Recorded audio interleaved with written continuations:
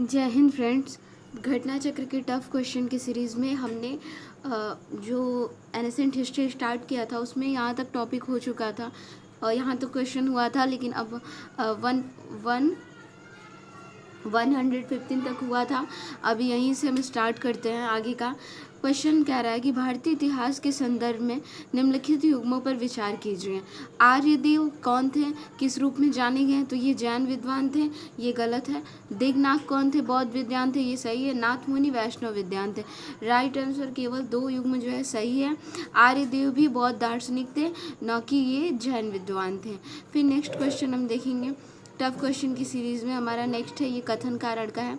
12वीं शताब्दी के अंत तक नालंदा महाविहार का पतन हुआ था। महाविहार का पतन हुआ था और महाविहार को राजकीय प्रश्रय मिलना बंद हो गया था। क्या ये सही है? ए आर दोनों सही है और आर ए की जो है सही व्याख्या करता है, तो इसका राइट आंसर ए हो जाएगा। पढ़ते हैं यहाँ पे कि जो नालंदा में एक विख्यात बौद्ध पीठ एवं विश्वविद्यालय था और यह बिहार राजगृह के निकट स्थित था। 5वीं सदी के मध्य कुमारगुप्त प्रथम के समय नालंदा स्थित महाविहार अस्तित्व में आया। 6ठी शताब्दी ईस्वी पूर्व में भारत में तंत्रवाद का विकास होता था और पाल शासक थे और विक्रमशिला विश्वविद्यालय की स्थापना किए थे। पाल शासक ने जो धर्मपाल थे, इन्होंने क्या किया था? तो यहाँ पे पाल शासक जो था धर्मपाल, इसने क्या किया था? विक्रमशिला विश्वविद्यालय की स्थापना की थी। किसकी? तो विक्रमशिला की। आगे पाल शासकों ने तंत्रवाद की शिक्षा पर केंद्रित विक्रमशिला की अधिक महत्व दिया तथा नालंदा उपेक्षित होने वाले तथा 12वीं शताब्दी के अंत तक उसका क्रमिक पतन होता रहा। बाद में बख्तियार खिलजी द्वारा इसे जलाकर अंतिम रूप से नष्ट कर दिया गया और इस तरह नालंदा के पतन में राजकीय प्रश्रय का अभाव भी कारण था। उसके बाद हम नेक्स्ट क्वेश्चन देखेंगे यहाँ पे 123 नंबर कि निम्नलिखित में से कौन से बौद्ध धर्म और जैन धर्म दोनों में समान रूप से विद्यमान थे? कौन कौन से थे? तो देखिए, तप और भूख की अति का जो परिहार था, ये गलत था। वेद प्रमाण के प्रति अनास्था, ये भी सही था। कर्म कांडों की फलवत्ता का निषेध, तीसरा भी सही था।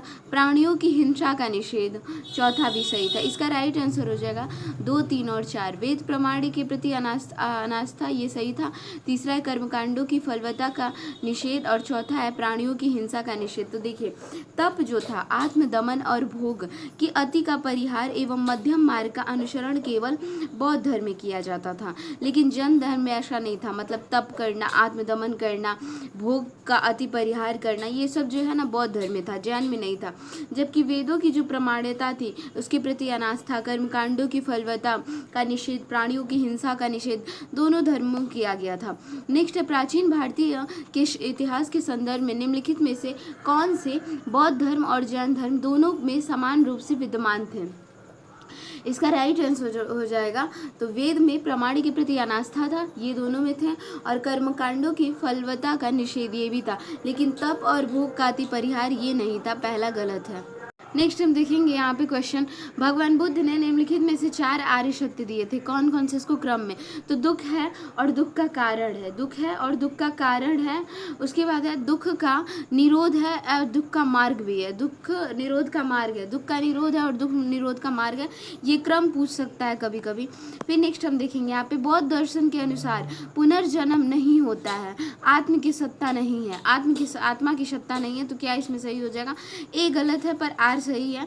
पुनर्जन्म नहीं होता है तो ये गलत है। पुनर्जन्म होता है, आत्मा की सत्ता नहीं है, तो ये सही है। तो इसमें ए गलत है, आर सही है। पढ़ लेते हैं यहाँ पे, प्रतीत्य समुत्पाद ही बुद्ध के उपदेशों का सार है। ब्राह्मण ग्रंथों द्वारा प्रतिपादित वेदों को अपरिच्छेदता एवं आत्मा की अमरता के सिद्धांत को उन्होंने स्वीकार नहीं किया, परंतु आत्मा के अस्तित्व को अस्वीकार करने के बावजूद वे पुनर्जन्म और कर्म के सिद्धांत को मानते थे। मतलब पुनर्जन्म और कर्म के सिद्धांत को।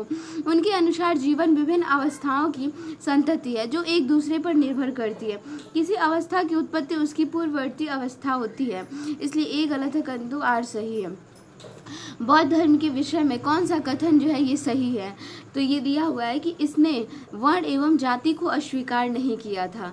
तो क्या वर्ण व्यवस्था को स्वीकार तो किया गया था, यहाँ पे कह रहा स्वीकार नहीं किया गया था। उसने ब्राह्मण वर्ग की सर्वोच्च सामाजिक कोटि को चुनौती दी थी। तो इसका जो मतलब ये दूसरा भी सही था। और उसने कुछ के शिल्पों को निम्न माना था, कुछ शिल्पों को मतलब निम्न माना था। तो ये भी सही है, मतलब इसका राइट आंसर हो जाएगा पहला, दूसरा और तीसरा। वर्ण व्यवस्था को इसने स्वीकार तो किया था और स्वीकार तो किया था, और लिखा स्वीकार नहीं किया मतलब स्वीकार ही किया। और फिर ब्राह्मण वर्ग की सर्वोच्च सामाजिक स्थिति को स्वीकार नहीं किया, तो मतलब इनको चुनौती दी थी। मतलब देखिए थोड़ा सा ना लैंग्वेज बस चेंज है। बौद्ध धर्म के विस्तार के कारणों में सम्मिलित है, क्या क्या है, तो देखिए इसमें धर्म की सादगी है, दलितों के लिए विशेष अपील है, बिल्कुल सही है। फिर धर्म की मिशनरी भावना है, तीसरा भी सही है। और स्थानीय भाषा का प्रयोग है, लेकिन दार्शनिक द्वारा वैदिक भावना की सुदृढ़ता ये नहीं है। इसमें पहला दूसरा तीसरा और चौथा हो जाएगा। तो देखिए बौद्ध धर्म की जो सादगी, दलितों के लिए विशेष अपील थी, मिशनरी भावना तथा स्थानीय भाषा का प्रयोग बौद्ध धर्म के विस्तार के प्रमुख कारणों में सम्मिलित था, जबकि दार्शनिकों द्वारा वैदिक भावना की सुदृढ़ता शामिल नहीं थी। फिर नेक्स्ट है यहाँ पे, आरंभिक मध्ययुगीन समय में बौद्ध धर्म का पतन किन कारणों से शुरू हुआ था। तो उस समय बुद्ध विष्णु के अवतार समझे जाने लगे और वैष्णव धर्म का हिस्सा बन गए। तो सबसे बड़ा ये पतन का कारण था केवल वन। अंतिम गुप्त राजा के समय तक आक्रमण करने वाली मध्य एशिया के जनजातियों ने हिंदू धर्म को अपनाया और बौद्ध को सताया। ये गलत है, ऐसा कुछ नहीं था। और गुप्त वंश के राजाओं ने बौद्ध धर्म को पुरजोर विरोध किया, ये भी गलत है। यही था कि मतलब जो बुद्ध थे ना, वो विष्णु के अवतार समझे जाने थे और वैष्णव धर्म का हिस्सा बन गए थे, तो इसलिए इनका पतन हुआ था। भारत के धार्मिक इतिहास के संदर्भ में निम्नलिखित कथनों पर विचार कीजिए। क्या है इसमें, तो देखिए इसमें है कि सौत्रांतिक और समतीय जैन मत के संप्रदाय थे, ये गलत है। ये सौत्रांतिक और समतीय जैन मत के संप्रदाय नहीं थे, अपितु बौद्ध मत के संप्रदाय थे। फिर शैवास्तवादियों की मान्यता थी कि दृग विषय के अवयव पूर्णतः क्षणिक नहीं है, अपितु अव्यक्त रूप से सदैव विद्यमान रहते हैं। तो क्या ये सही है, दूसरा सही है बिल्कुल।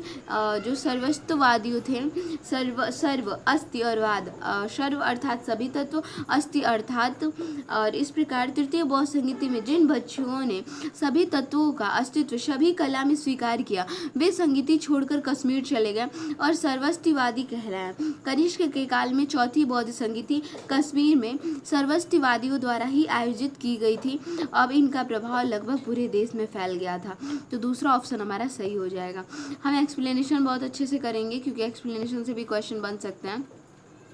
निम्नलिखित कथनों पर से चैत्य एवं विहार में क्या अंतर है, इसे ही बताना है। तो चैत्य जो होता है ना, वो पूजा स्थल होता है, और विहार जो होता है वो निवास स्थान होता है। तो देखिए चैत्य का जो शाब्दिक अर्थ होता है वो चिता संबंधी होता है। सवदाह के पश्चात बचे हुए अवशेषों को भूमि में गाड़कर उनके ऊपर जो समाधियां बनाई जाती हैं, उन्हीं को प्रारंभ में चैत्य स्तूप कहा गया है। इन समाधियों में महापुरुषों के धातु अवशेष सुरक्षित रहते थे, अतः चैत्य उपासना के केंद्र बन गया। कालांतर में बौद्धों ने इन्हें अपनी उपासना का केंद्र बना लिया। चैत्य गृहों के समीप भिक्षुओं के रहने के लिए आवास को विहार कहा गया था। एक्सप्लेनेशन पढ़ेंगे तो अगर बाय द वे एक्सप्लेनेशन से क्वेश्चन आएगा तो हमारा गलत नहीं होगा। नेक्स्ट है, निम्नलिखित कथनों पर विचार कीजिए। क्वेश्चन है कि पश्चिम गोदावरी जिले के गुंटूपल्ली में प्रारंभिक चैत्यगृह और विहार चट्टानों को काटकर बनाए गए हैं। विहार मतलब जो चैत्यगृह और विहार जो है वो चट्टानों को काटकर बनाए गए हैं गोदावरी जिले में। पूर्वी दक्कन के चैत्य और विहार साधारणतः चट्टानों को काटकर बनाए गए हैं। तो इसमें क्या सही है, इसका कह रहा है दोनों ही सही है, पढ़ लेते हैं। यहाँ पे दोनों कह रहा है। गुंटूपल्ली में चट्टानों को काटकर प्रारंभिक चैत्यगृह और विहारों का निर्माण किया गया है। ध्यातव्य है कि प्रश्नकाल में गुंटूपल्ली आंध्र प्रदेश के पश्चिमी गोदावरी जिले में स्थित था, यद्यपि वर्तमान में यह एनटीआर जिले के भाग है। अतः प्रश्नकाल के अनुसार कथन एक सही है। पूर्वी दक्कन के चैत्य विहार सामान्यतः चट्टानों को काटकर बनाए गए हैं। उसके बाद हम नेक्स्ट क्वेश्चन देखेंगे। नेक्स्ट हमारा जो टॉपिक स्टार्ट होता है जैन धर्म से। आज हम कोशिश करेंगे कि प्राचीन इतिहास को ख़त्म करते हैं और जैन धर्म के बारे में हम देखेंगे। तो यहाँ पे जैन धर्म से ना प्रतिमा लक्षण पूछता है। तो जैसे कि दिया हुआ है आदिनाथ, ठीक है। आदिनाथ जो थे इनका मतलब वो प्रतिमा था वो वृषभ के था। और मल्लीनाथ का जल कलश था। मल्लीनाथ का क्या था? जल कलश था। पार्श्वनाथ का क्या था? तो पार्श्वनाथ का था सर्प, और संभवनाथ का है अश्व था। आदि आदि वृषभ दिखते हैं, और मल्लीनाथ जो है जल कलश। पार्श्व में आधा रो ऊपर आ रहा है और सर्प में भी आ रहा है, संभव है कि हम अश्व चलाएं। ठीक है, तो ऐसे हम थोड़ा सा रिलेट भी कर देंगे ताकि गलत ना हो। आरोग्य एग्जाम में ऐसे फैक्ट आ भी रहे हैं। तीर्थंकर और उनके संज्ञान दिया हुआ है यहीं पे। तो देखिए, पार्श्वनाथ का हमने सर्प बताया, तीसरा बिल्कुल सही है। आदिनाथ का वृषभ होगा, आदि वृषभ दिखते हैं। और महावीर स्वामी का सिंह हो जाता है, महावीर स्वामी का सिंह होता है। शांतिनाथ का क्या होता है? हिरण होता है, इंपॉर्टेंट है। फिर नेक्स्ट हम देखते हैं यहाँ पे, निम्नलिखित में से कौन सा एक युग्म सही सुमेलित नहीं है? तो इसका हो जाएगा वासुपूज्य जो है समेत शिखर, ये नहीं सही सुमेलित है। वासुपूज्य जो थे इनको निर्वाण चंपापुर में था, और इनका समेत शिखर नहीं है, चंपापुर में था निर्वाण स्थल। ऋषभनाथ का अष्टपद सही है, नेमिनाथ का उर्जयंत सही है, और महावीर का क्या है? पावापुरी सही है। ऋषभ के 8 पद हैं, ठीक है, और वासुपूज्य समेत शिखर नहीं, चंपापुर हो जाएंगे, और नेमिनाथ का उर्जयंत सही है, महावीर का पावापुरी। जैन धर्म को हम ना नेक्स्ट वीडियो में कवर करते हैं।